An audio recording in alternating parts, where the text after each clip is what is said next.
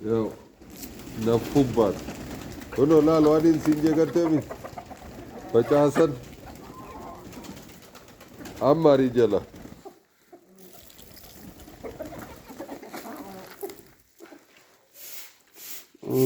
ተመልከቱ እንግዲህ ያው የሰው ልጅ መስማማት የለ። አሁን ርግብና ዶሮ አብረው ይበላሉ እዚህ የምታዩት።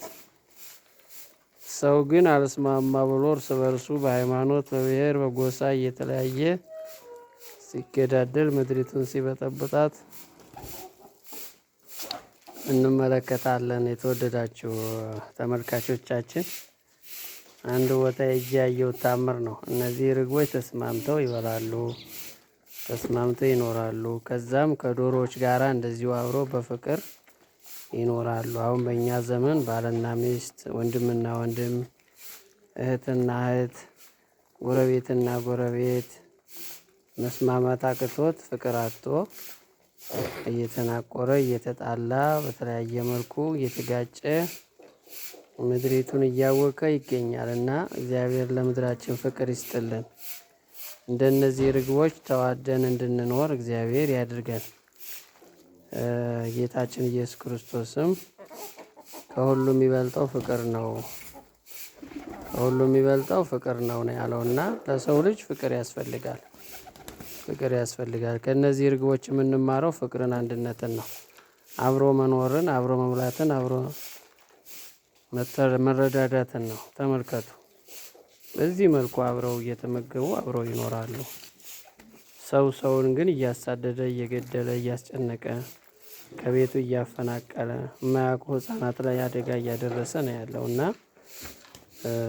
በእውነት ከነዚህ ግዑዛን ነፍሳት ብንማር ተገቢ ነው እላለሁኝ።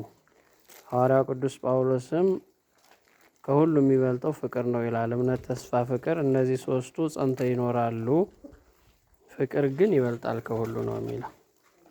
እንዴት በሰው ላይ ክፉ ነገር ይፈጽማል?